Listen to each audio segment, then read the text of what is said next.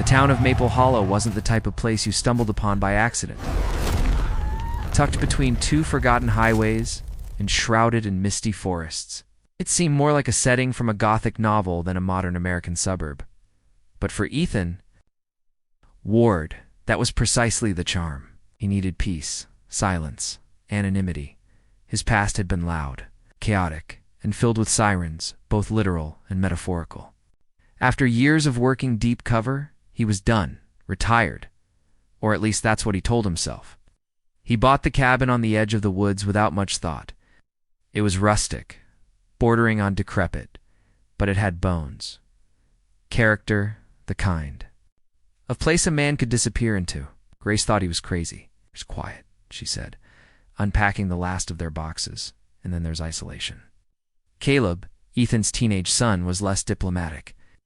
"It smells like old people and dead squirrels." But even he had to admit the lake view was unbeatable. And the townsfolk.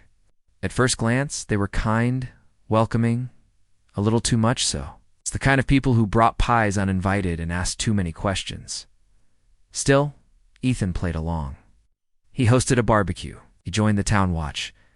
He even attended a couple of HOA meetings, where Karen Whitlock held court like a queen on a pastel throne. She was in her early 60s, sharp as a tack, and terrifying in the way only HOA presidents can be. Her husband, Greg, was less memorable. Man-shaped shadow, always a step behind her. They ran Maple Hollow like a tight ship. And Ethan, he didn't rock boats. Not anymore. But boats had a funny way of rocking themselves. It started small, a letter in his mailbox unsigned. "Your lawn is 0.75 inches too long. Kindly comply." Then came the fines. $54 improper curtain color.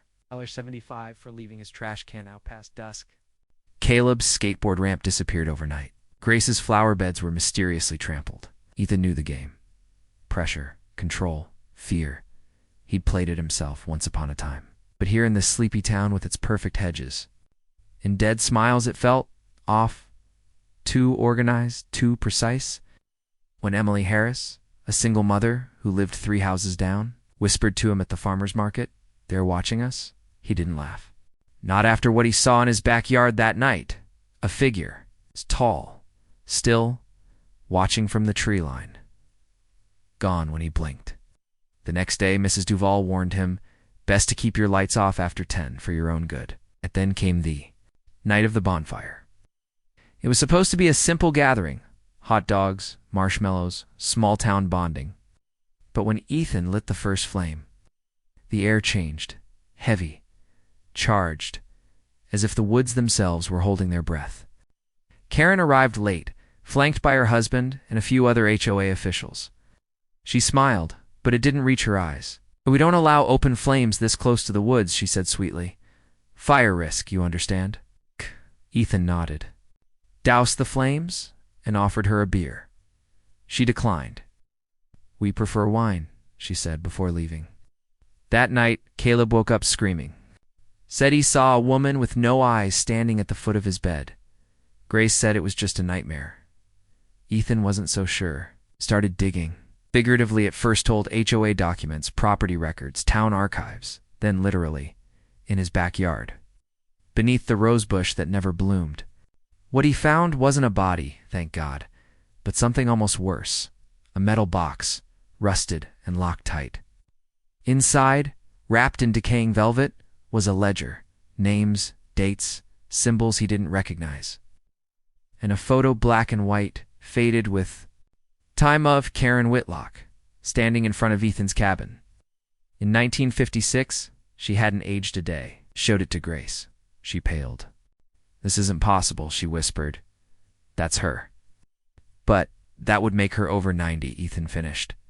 They took the ledger to Logan Price, the town's unofficial historian and conspiracy theorist. He lived in a trailer, outside city limits, and wore a tinfoil hat unironically. But he knew things. "You found the hollow ledger," he said, eyes wide. "You shouldn't have found the hollow ledger." According to Logan, Maple Hollow wasn't just a town. It was a nexus. A point where lines, spiritual, geographical, political, converged. Every 30 years, he said, there's a shift. People disappear, new ones show up, but the HOA, they're always here, always watching. Ethan asked about Karen. She's a vessel, Logan said, or a parasite. Hard to tell. It sounded insane until he went back to the ledger. Page after page of rituals, blood oaths, property transfers sealed in something that looked an awful lot like blood. He confronted Karen at the next HOA meeting, showed her the photo, the ledger. She didn't flinch, just smiled. I see you've taken an interest in our history. She said, that's good. You'll need to understand the rules before the vote.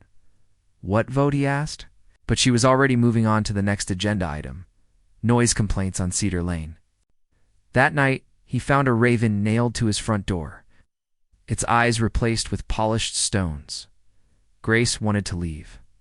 Caleb too, but Ethan, he was done running. He installed cameras, started tracking HOA patrol patterns. He found tunnels beneath. The town, symbols carved into trees, whispers in the static of his radio. And always, Karen, smiling, watching, waiting. When Marshal Riker came to town, posing as a visiting cousin, Ethan recognized him immediately. They'd worked together once, in a past life filled with darker missions. Riker handed him a file. We've been watching Maple Hollow for years, he said, but no one's ever gotten this close. What is she? Ethan asked. Riker hesitated. We don't know. But we think the town keeps her alive, and she keeps the town. Contained, and the vote? A renewal ritual. Every 30 years, they pick someone new, someone to bind the town's energy. You're the top candidate, Ethan laughed. Then he didn't. What do we do? He asked. Riker smiled. We burn it down. That night, as the town slept, Ethan lit the first match. The flame danced briefly before it was snuffed by the wind, but Ethan wasn't discouraged. This wasn't about destruction yet. It was about warning, marking territory, setting intentions. He moved quietly around the edge of the cabin, sprinkling salt and charcoal in lines Logan had instructed, muttering phrases from the ledger under his breath, not because he believed, but because belief wasn't necessary, intention was. Caleb watched from the window, eyes wide but silent, while Grace gripped the old revolver. Ethan kept locked in his desk drawer.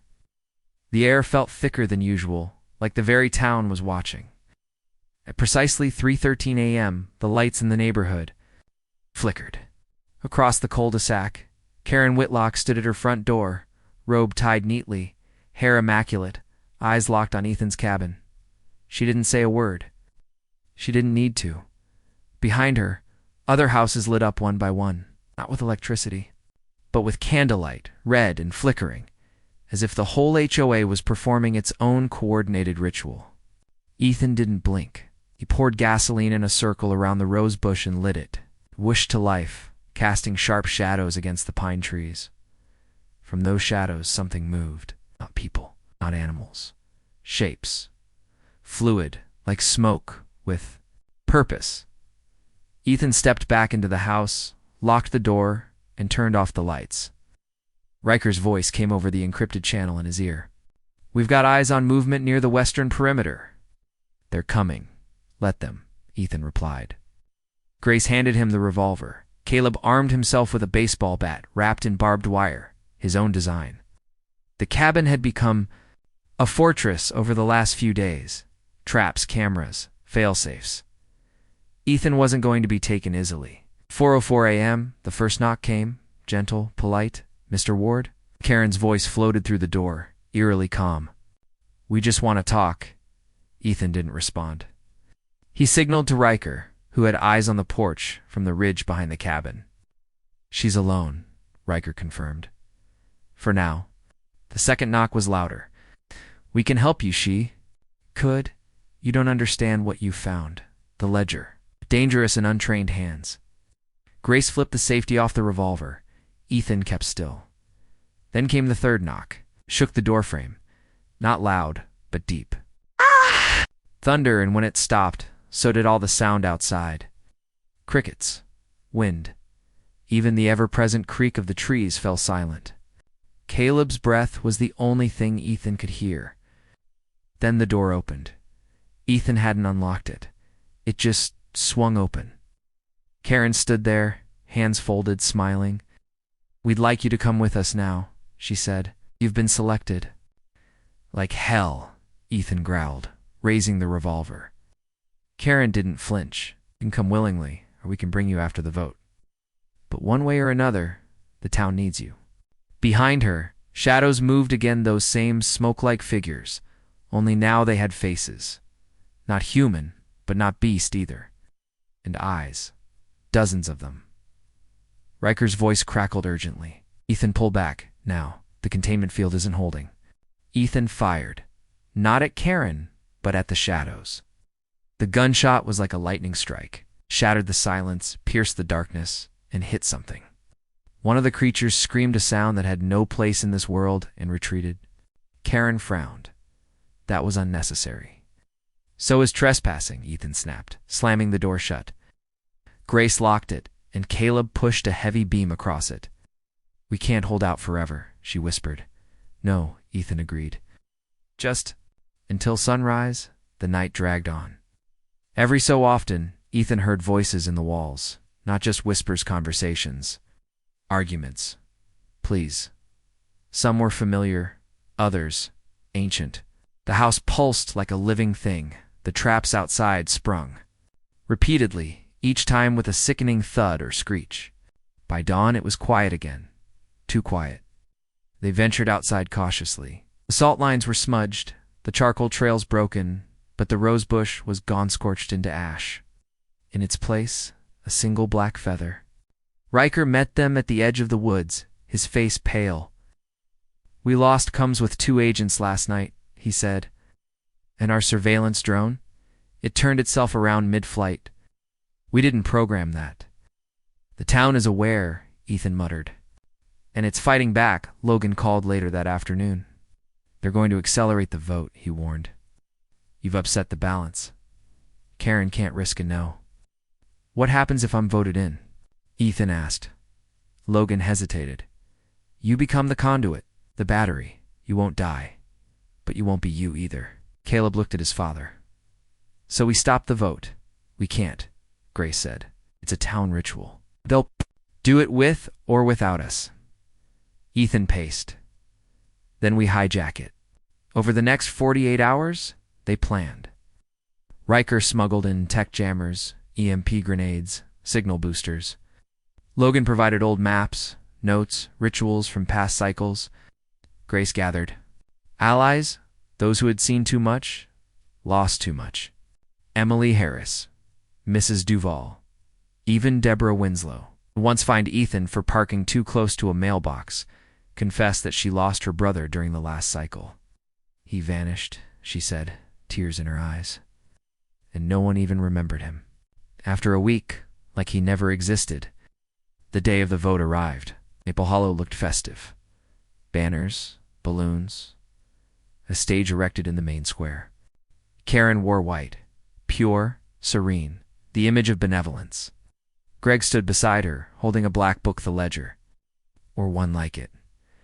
Ethan and his group arrived in plain clothes, blending in.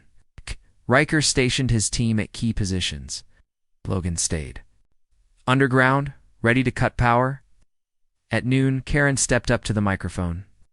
"Today we honor tradition," she said, voice echoing through hidden speakers. "Today, we renew our bond with the Hollow." Crowd cheered, entranced. "And today, we vote." A large screen displayed the nominees, Ethan's photo, and 2 others' fabricated faces, placeholders. The vote began. Phones, tablets, electronic kiosks. All linked, all rigged. Ethan nodded to Riker. The EMP pulse fried the system in an instant. Screens went dark. Karen's face twitched. "What's the meaning of this?" she demanded. Ethan stepped onto the stage. "I decline your nomination." Gasps, whispers. Then screams.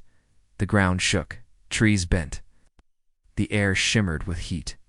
Karen's calm facade cracked. "You can't refuse. The Hollow demands sacrifice." "Then give it yourself," Grace shouted from the crowd. Karen looked terrified. For the first time, no, I serve. Am the vessel. Not anymore. Logan's voice boomed from the speakers. Had hijacked the system. The town chooses a new path. And with that, the ritual's reversed. The symbols lit up, not red but blue. Protective. Cleansing. The creature screamed. The townsfolk awoke from their trance, and Karen, she began to age. Rapidly, her skin withered. Her hair turned to ash. She tried to flee, but collapsed. Greg vanished in a puff of smoke. Riker secured the ledger. Caleb destroyed the backup, and Ethan, he stood in the middle of the chaos, calm, whole. As the sun set, Maple Hollow began to heal. But deep in the woods, something still stirred, watching, waiting. But deep in the woods, something still stirred, watching, waiting. Though the immediate threat had passed, and the town had shaken off its eerie trance. Ethan Ward knew better than to believe that everything was over. Evil, especially the old kind, didn't vanish, hid, recoiled, and prepared to strike again. The days that followed the failed vote were oddly peaceful. Townspeople seemed lighter, more awake, no longer lost in the mechanical politeness and vague obedience that had plagued them. Emily Harris threw an impromptu cookout for the neighborhood. Mrs. Duval organized a cleanup drive for the abandoned lots. Even Deborah Winslow, who once monitored trash bins like sacred relics, now smiled genuinely and helped repaint the community center. Grace started tending the flower beds again, and Caleb, while still jumpy, began restoring his old skateboard ramp with the help of a few kids from down the road. But Ethan couldn't rest, not after everything they'd seen. The hollow had receded, yes, but its root system ran to plundered ground, unseen. He spent nights combing through what was left of the ledger Riker had secured, translating the symbols, cross-referencing dates and names, and that's when he noticed it. A pattern. Every 30 years, sure, but also something else. Smaller cycles. 7-year intervals. Minor disturbances. Strange disappearances. Unsolved cases. And at the center of each, always one named Sabrina. Cross, she hadn't appeared during the main confrontation, hadn't been among the HOA leaders, and yet the ledger mentioned her repeatedly. Voice of the Hollow, it said beside her name. She prepares the ground. Ethan showed it to Riker, who frowned deeply. She's still out there, he said, the architect behind Karen. If Karen was the face, Sabrina was the spine. Logan, digging through older records, confirmed it, says a Sabrina listed as the first HOA president in 1924. If it's the same woman, then she's over 100, Grace said, not bothering to mask the dread in her voice. We've dealt with one immortal already, okay? We can handle another, Caleb offered, gripping his newly fortified bat. Riker dispatched a recon team to search the forest beyond the town boundary, the area locals referred to as the Hollows. But the drones malfunctioned again, and signal trackers went dead past a certain point. Still, Ethan pressed on. Coordinated with Riker to expand the patrols and used the cabin as a base of operations. One evening, as twilight bled across the sky in strokes of rust and gold, Caleb returned from a lakeside walk, pale and shaking. I saw her, he said. I think it was her. It's the woman from the photo you showed me. She was standing on the water. What do you mean on the water? Grace asked. Like on a boat? No, Caleb whispered. On it like she was walking across it. Ethan didn't question him. He'd seen enough. They checked the cameras. Nothing. Just static during the exact 2-minute window Caleb described. That night, Grace couldn't sleep. She wandered the house, checking locks, glancing out windows.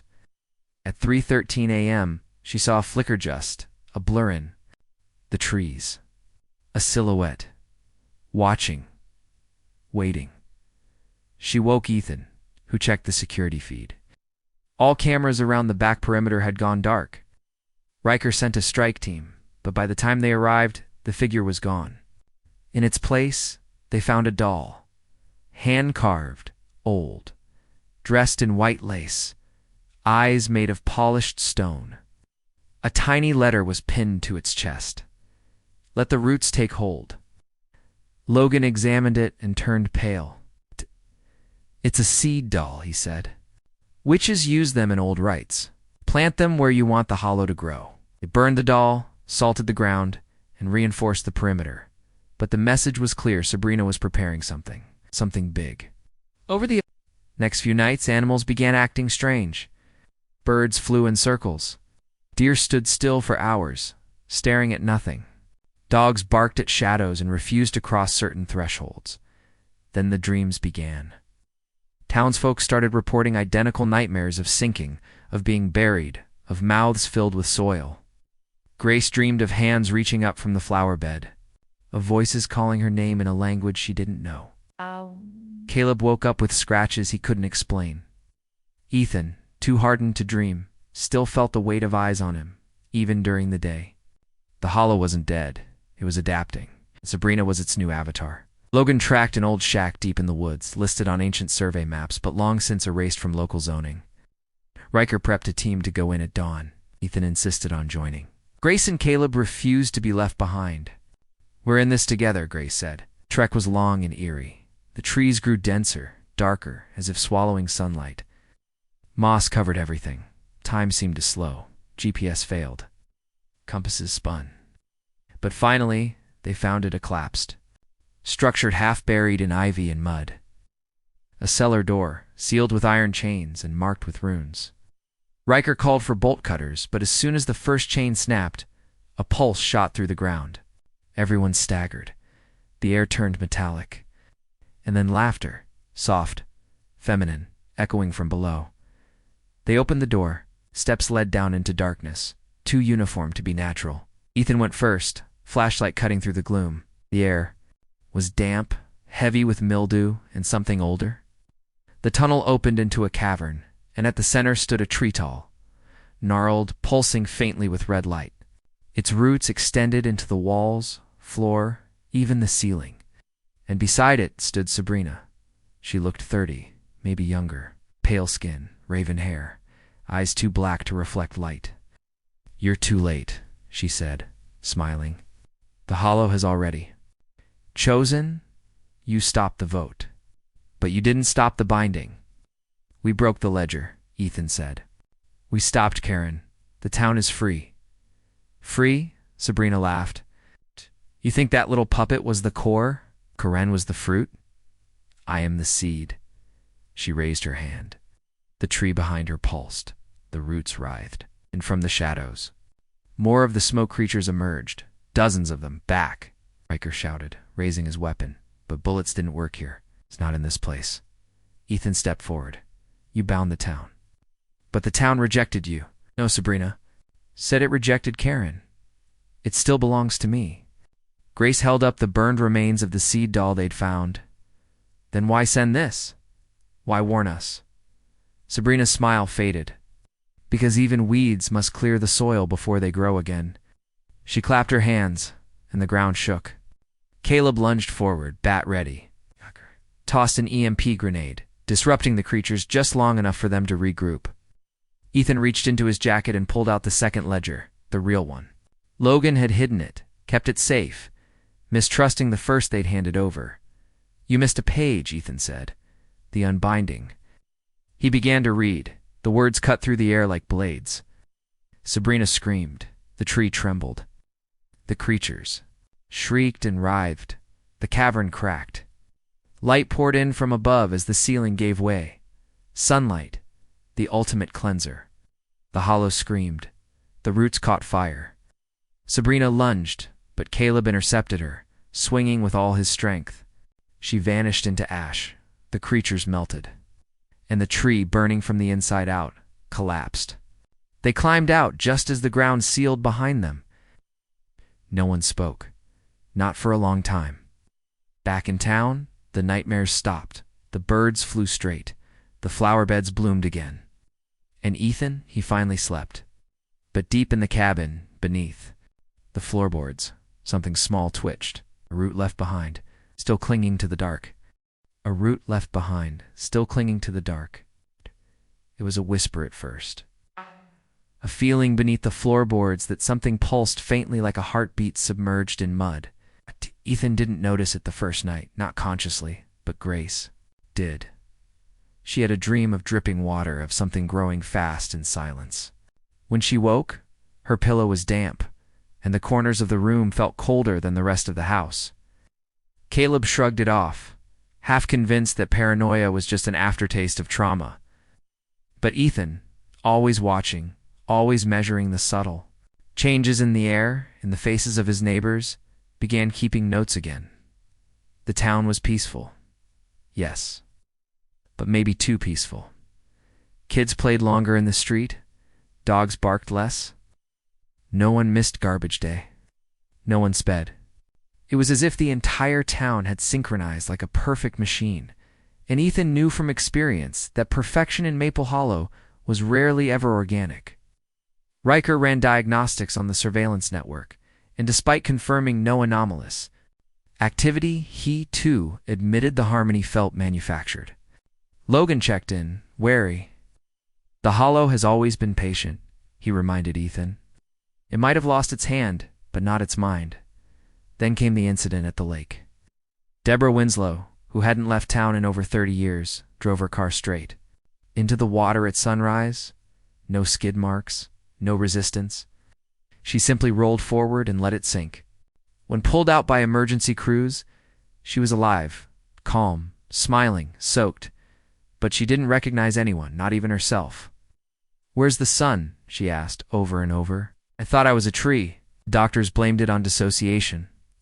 Ethan disagreed. The inside of her car had fresh dirt packed into the footwells. The smell was unmistakable alone. He knew that scent too well now. Grace and Caleb helped secure the cabin tighter than ever. Salt lines were renewed, mirrors covered. They even carved old protective symbols into the wooden beams.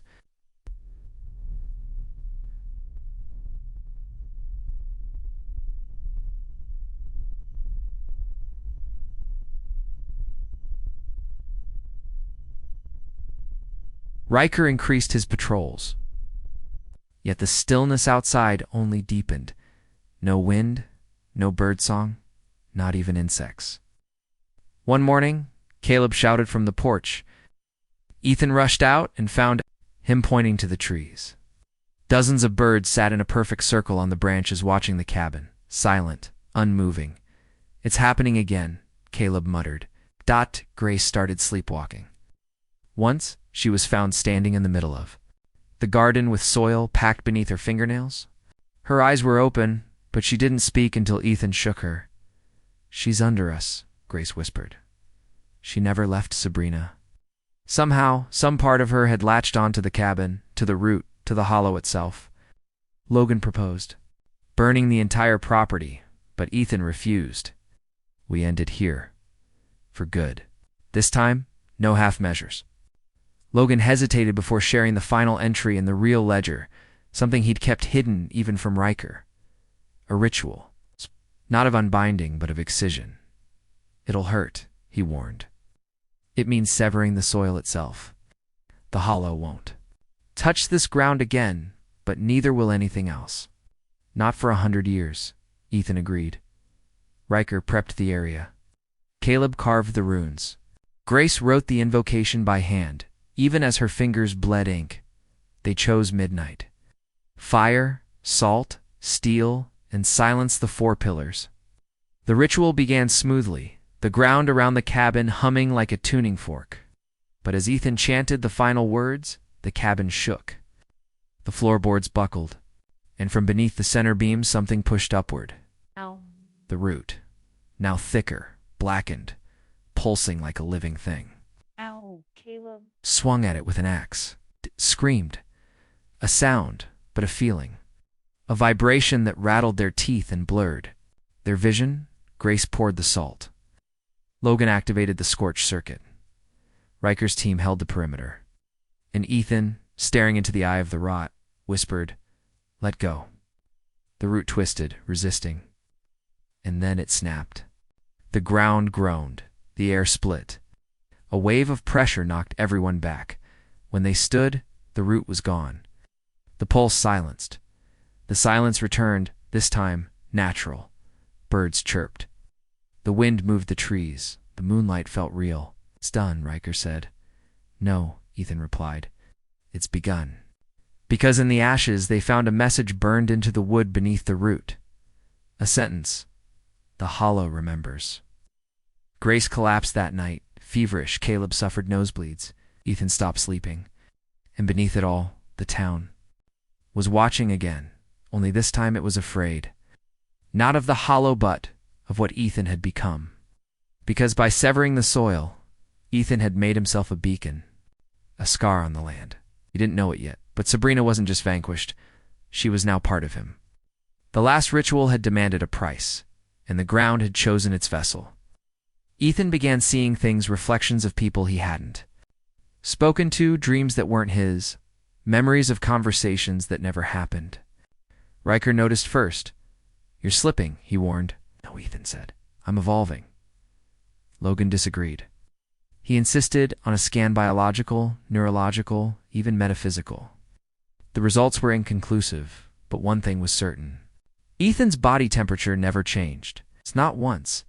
Always exactly 98.6. "He's being regulated," Logan said, "like a thermostat or failsafe." Ethan didn't argue. He just kept moving. Because he'd remembered something from the ledger, something about the next site. Maple Hollow wasn't the only node. There were others. 7, in fact. And the next one was already waking up, in a town just 2 hours north, a place called Millbridge. Ethan prepared to leave. Grace insisted on going. Caleb, too. Riker said he'd send backup. Logan refused.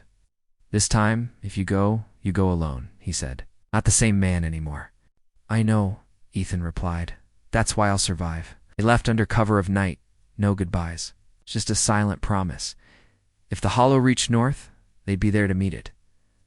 But as their car pulled away, deep beneath Maple Hollow, something stirred again. Not roots, not shadows, but a face. Sabrina's. And she smiled. Because Ethan was carrying her farther than she ever could have gone alone. Because Ethan was carrying her farther than she ever could have gone alone. The drive to Millbridge was unusually quiet. Not just between Ethan, Grace, and Caleb, but in the world itself. The roads were too empty for a Tuesday afternoon. No birds. Overhead, no passing cars, no wind nudging the trees. Just stillness, as if the very air were holding its breath. Grace tried to play music, but the radio only hissed static, even when scanning every frequency. Caleb tried his phone, no service. He pulled into Millbridge at dusk. The welcome sign was rusted, half hidden by overgrown brush. Founded 1847. Proud, peaceful, persevering, it read. But the town didn't feel proud. It didn't feel peaceful either. It felt like it had been waiting too long for something to arrive. The gas station was empty, though the lights were on. A diner on Main Street sat open, but with no customers, no staff in sight. They drove slowly through the neighborhood, houses all still and shuttered, curtains drawn, lawns overgrown, toys left in yards like families had vanished mid-play. "Is it abandoned?" Grace whispered. "No," Ethan said. "They're here, just muted." They chose a motel on the edge of town, one with no office, just keys in a lockbox and a camera blinking red. Their room smelled of dust and lemon cleaner, like someone had tried to make the place feel used. Grace drew the curtains tight. Caleb checked under the beds. Ethan opened the map.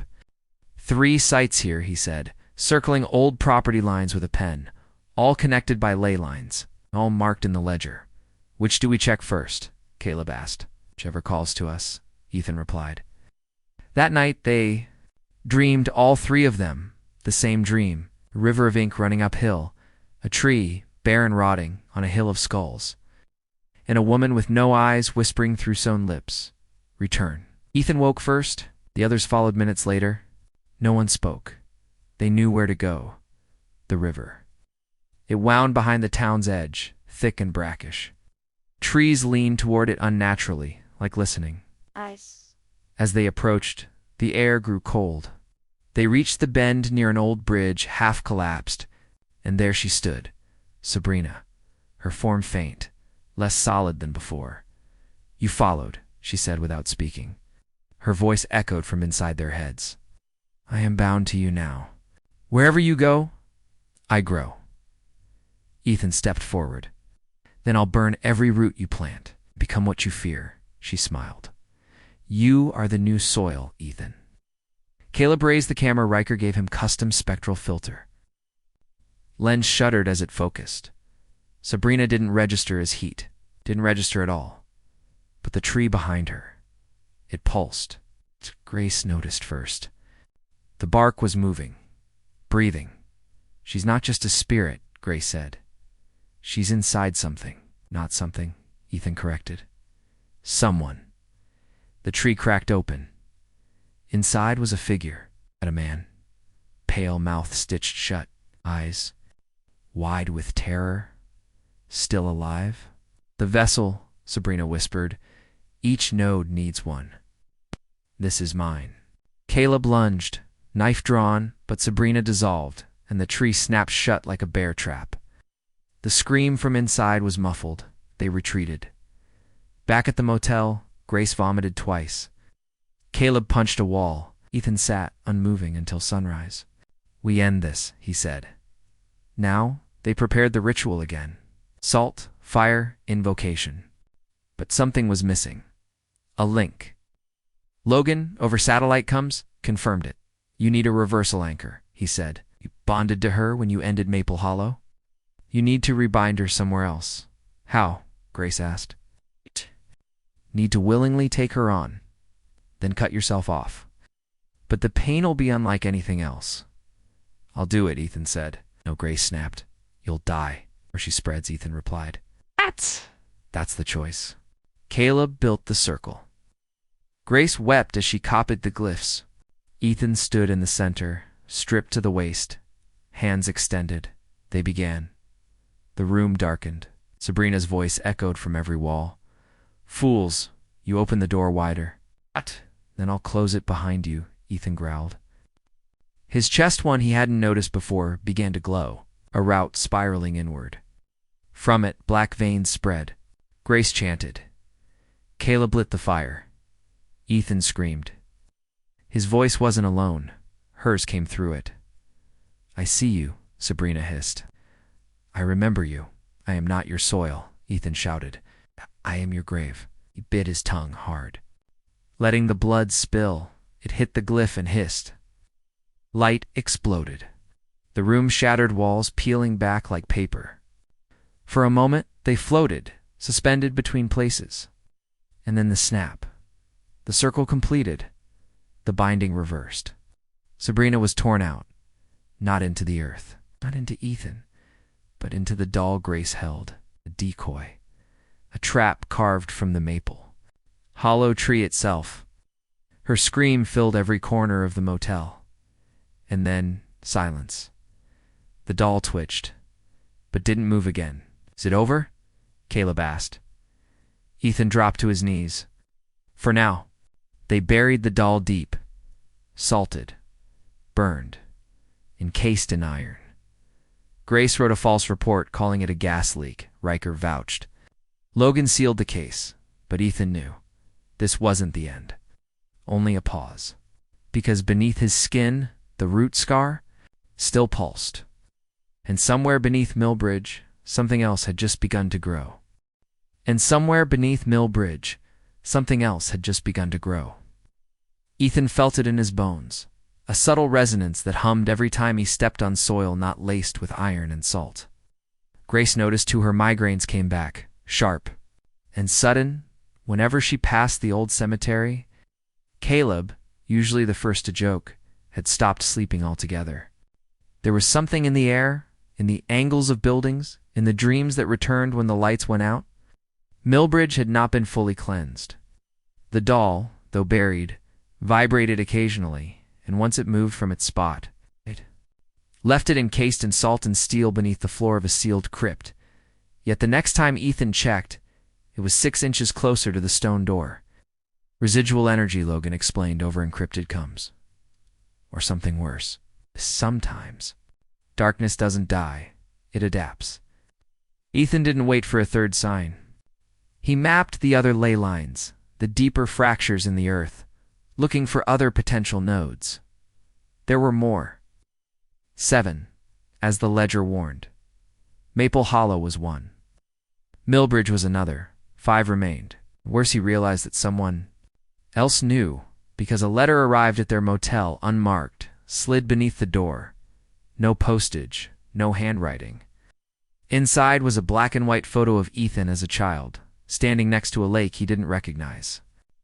Written on the back, "You've always belonged." Grace went pale when she saw it.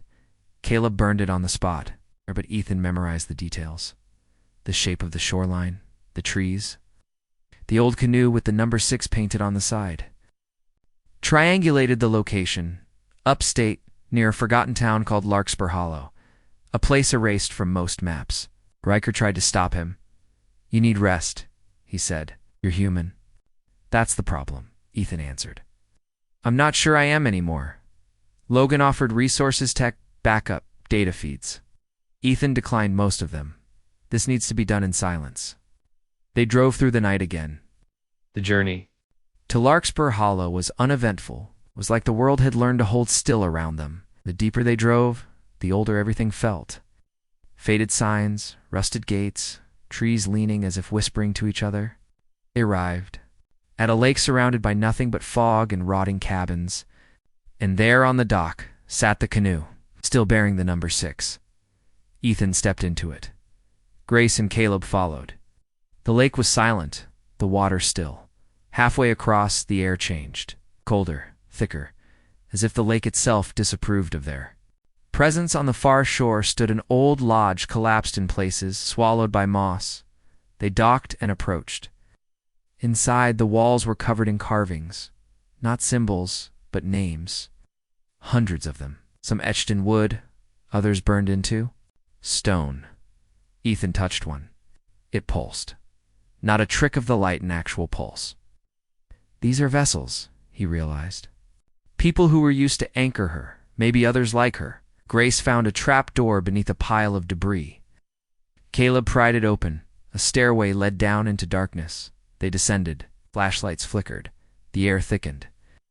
And at the bottom, they found it. A chamber, circular, lined with mirrors. In the center, a pedestal. On it sat a book.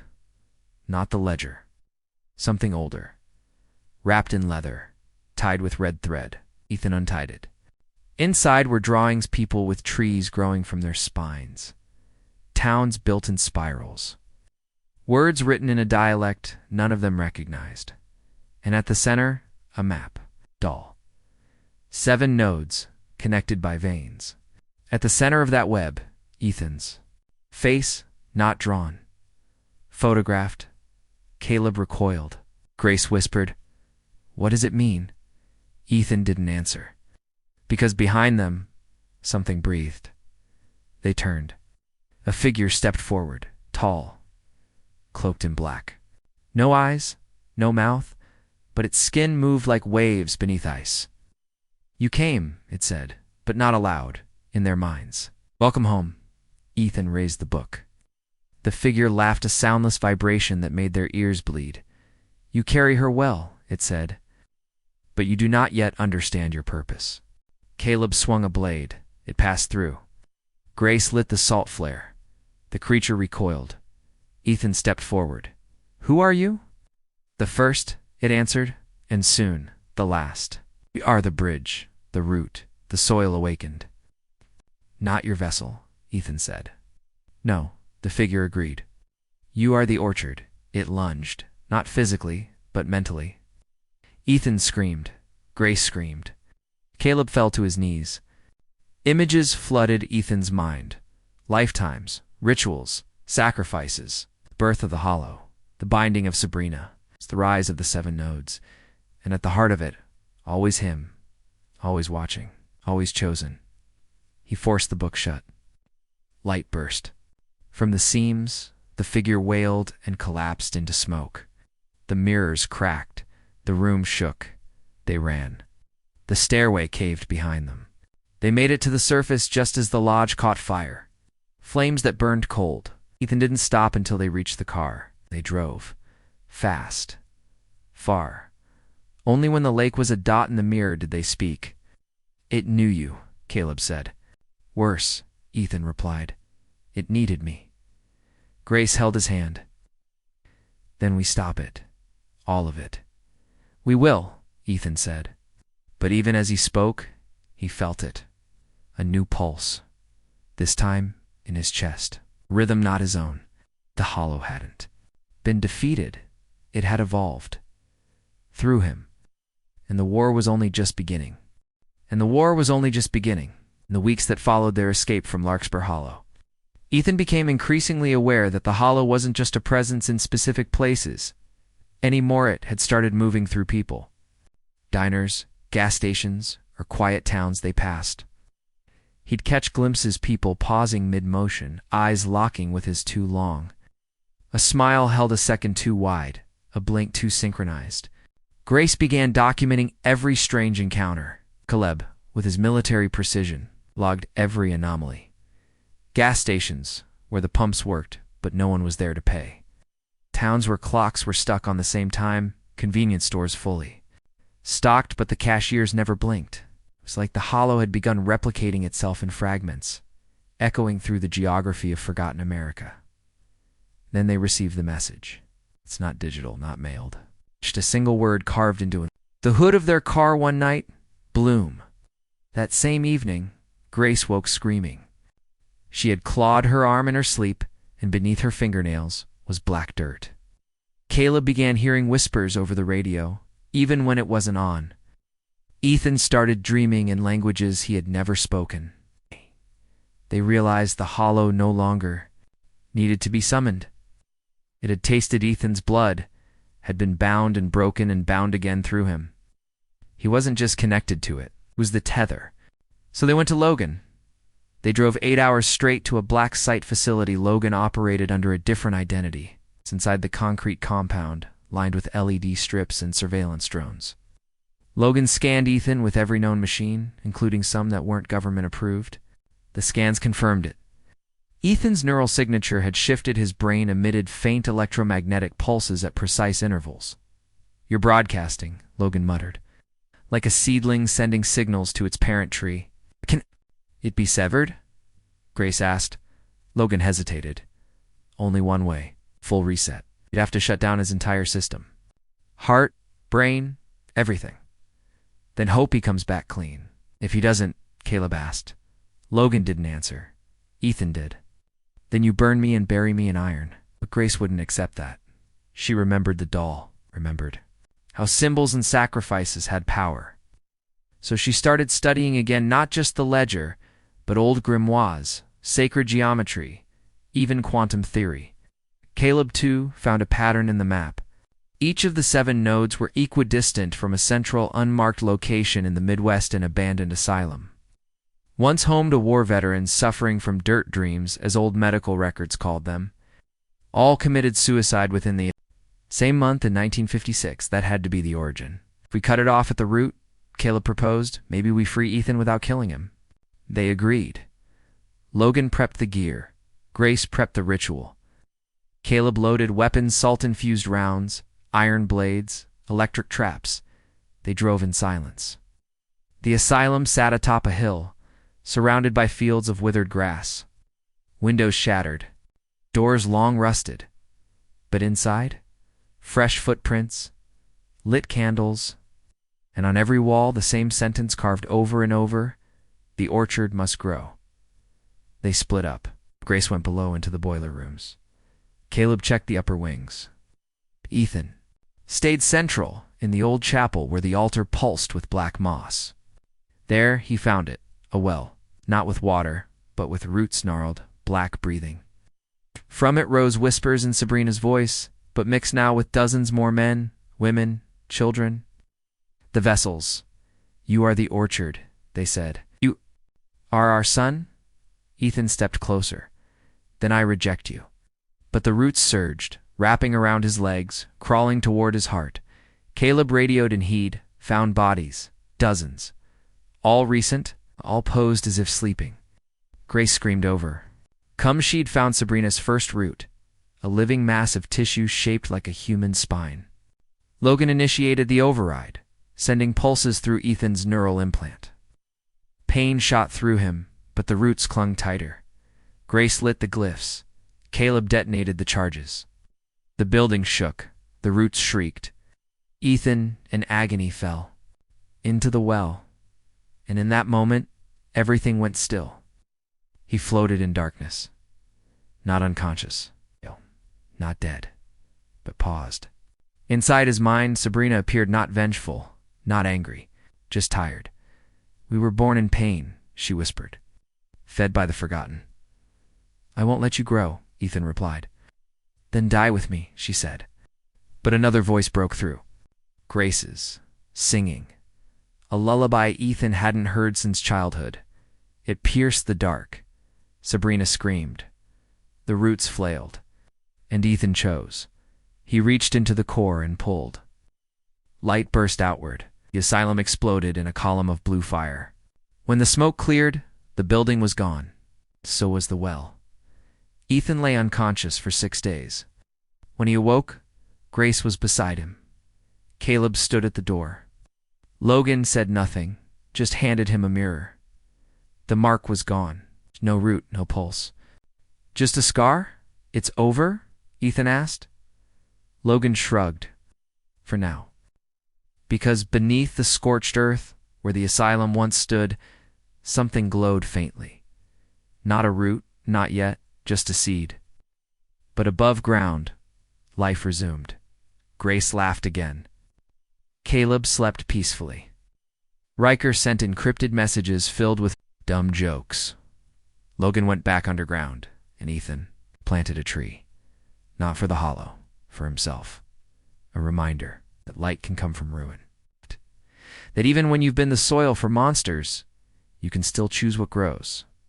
But at night, when the wind blows just right, the tree bends a little too far toward the east, toward the next node. And Ethan listens, not in fear, but in readiness, because the war may be paused, but he's already writing the next chapter. And this time, the hollow won't be the only thing ready to bloom.